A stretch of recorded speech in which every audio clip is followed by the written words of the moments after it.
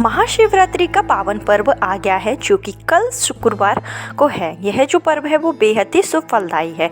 इस बार की जो शिवरात्रि है वो बेहद ही शुभ होने वाली है क्योंकि इसमें सर्वार्थ सिद्धि योग, शिव योग जैसे महान योग बन रहे हैं। धार्मिक मान्यताओं के अनुसार अगर हम शिव योग में कोई भी कार्य करते हैं तो उस पर हमें सफलता जरूर मिलती है।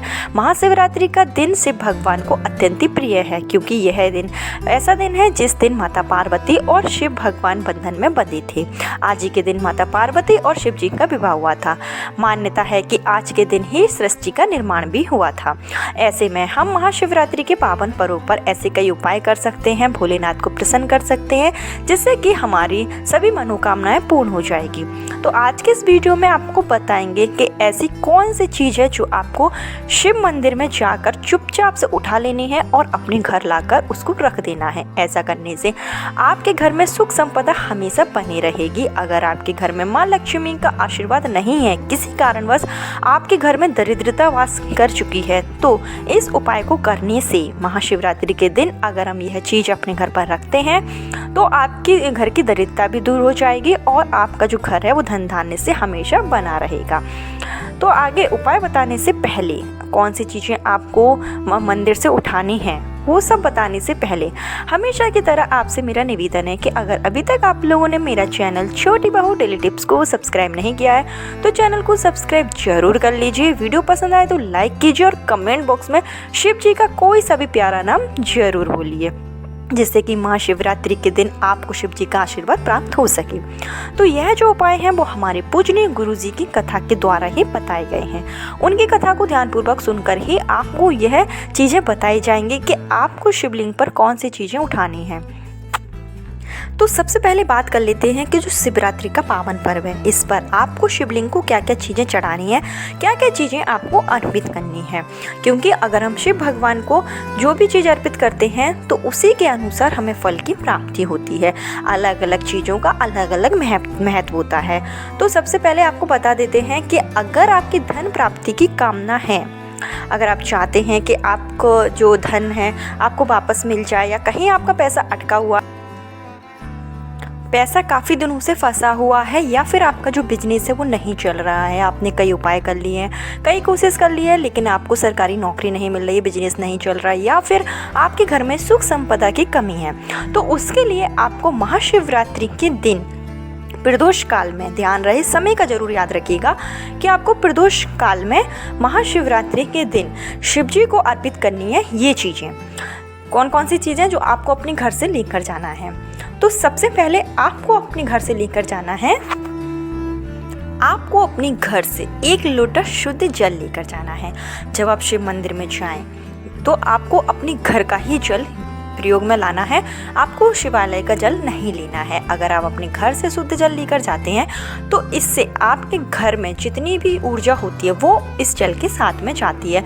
जो भी आपके घर में होता है वो भी इस जल के साथ में शिवलिंग के पास जाता है। तो शिव भगवान आपकी प्रार्थना सबसे पहले सुनते हैं। तो आपको 1 लोटा जो जल है वो अपने घर से ही लेकर जाना है और इस जल में आपको डालना है 2-3 बूंद गंगा जल।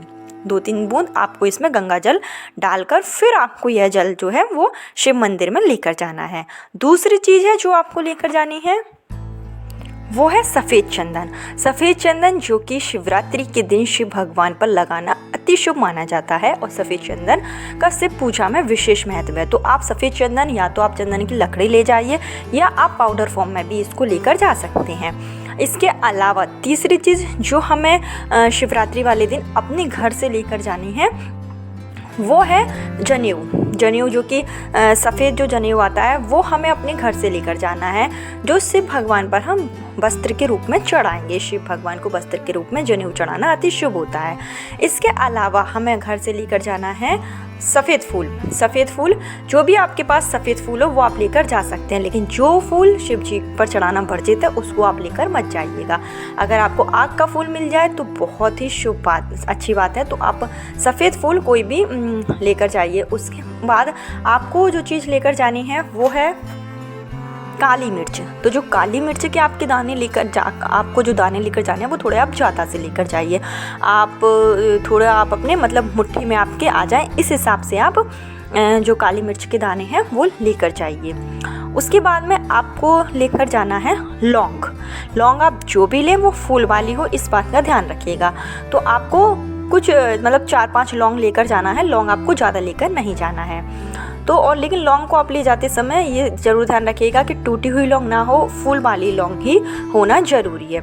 इसके अलावा आपको लेकर जाना है एक लाल कपड़ा, कपूर भी आपको लेकर जाना है, लौंग लेकर जाना है, कपूर लेकर जाना है और आपको साथ में लाल कपड़ा ले लेना है। और जो आप लौंग और कपूर जो आपने लिया है उसको आपको लाल कलर के जो कपड़ा है उसमें बांध लेना है और एक पोटली सी आपको बना लेनी है, छोटी सी पोटली जिसमें आप कपूर और लौंग आ जाए, तो आप वो बना के रख लीजिए।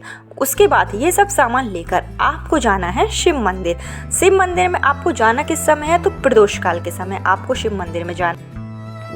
इसके अलावा आप गाय का दूध भी लेकर जा सकते हैं। अगर आप दूध भी चढ़ाना चाहते हैं तो आप जो भी दूध चढ़ाएं वो कच्चा हो और गाय का हो, इस बात का ध्यान रखिएगा। तो ये सब चीज़ें लेकर प्रदोष काल में जब आप मंदिर में पहुंच जाएं तो सबसे पहले आप जो अपने घर से 1 लोटा जो जल ले गए थे उस जल को आपको आधा चढ़ा देना है और आधा आपको भी बचा कर रखना है। तो जब आप आधा जल चढ़ाएँ तो आपको शिव जी के कोई सा भी बीज मंत्र है या श्री शिवाय नमस्तुभ्यम या फिर ओम नमः शिवाय या नमः शिवाय का जाप जरूर करें। 108 बार आपको इस मंत्र का जाप करना है। उसके बाद आपको सफ़ेद फूल चढ़ा देना है और वस्त्र के रूप में जो हम जनेऊ ले गए थे वस्त्र के रूप में आपको चढ़ा देना है। और जो आप लौंग ले गए थे वो सारी लौंग आपको शिवलिंग के ऊपर अर्पित कर देनी है। उसके बाद में फिर चंदन ले गए थे तो उससे आपको शिवलिंग पर त्रिपुंड बना देना है। त्रिपुंड आपको 3 उंगलियों से ही बनाना है। तो इस तरीके से आप जो भी चीज़ें ले गए थे आप शिवलिंग के ऊपर अर्पित कर दीजिए। और जो आपका जल बचा हुआ है उसके बाद में जब आप चीज़ें अर्पित कर दें उसके बाद में भी आप 1 लोटा जल जो आप बचा हुआ जल है उसको भी चढ़ा दें। और अगर आप दूध भी लेकर गए हैं तो आप दूध को भी चढ़ा दें।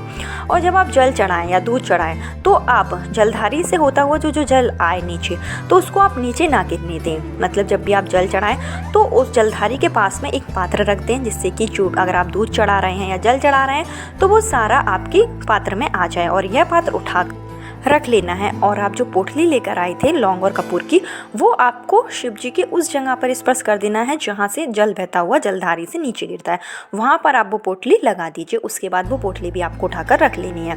तो ये दोनों चीज़ें आपको अपने घर लेकर आनी है। जब आप अपने घर पहुँच जाएँ तो जो जल है उसको आप सभी जितने भी आपके घर में मेंबर हैं उस जल से आप आचमन करवा दें। सबको प्रसाद के रूप में थोड़ा थोड़ा जल दे दें और थोड़ा जल आप अपने घर के प्रत्येक जगह पर छिड़क दें। आप घर के द्वारे पर जो मेन गेट है वहाँ पर और घर के अंदर सारी जगहों पर आप जल छिड़क दें। और जो आप लौंग की जो आप पोटली लेकर आए हैं उसको आपको अपनी तिजोरी में संभाल कर रख लेना है जहाँ आप धन का संचय करते हैं।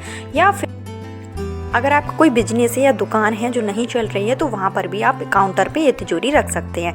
ऐसा करने से ये 2 चीज़ को अगर आप उपाय करेंगे महाशिवरात्रि के दिन तो आपका जो रुका हुआ काम है वो चलने लगेगा। आपके घर में धन की कभी भी कमी नहीं होगी। धन पूर्ति के लिए किया गया यह उपाय बहुत ही कारगर है, हमारे पूजनीय गुरु जी की कथा से लिया गया है। तो महाशिवरात्रि के पावन पर्व पर जरूर करिए। यह जो मौका है वो जाने मत दीजिए। इस दिन का लाभ आप लोग जरूर उठाइए। यह दिन बहुत ही शुभ होता है। तो ये छोटी सी जानकारी थी, छोटा सा उपाय था जो आप लोगों को बताया गया है। अगर आपको वीडियो पसंद आई हो तो लाइक कीजिए, चैनल पर नए हैं तो सब्सक्राइब कीजिए। कल फिर मिलती हूँ न्यू वीडियो के साथ। जब तक के लिए राधे राधे, हैप्पी शिवरात्रि।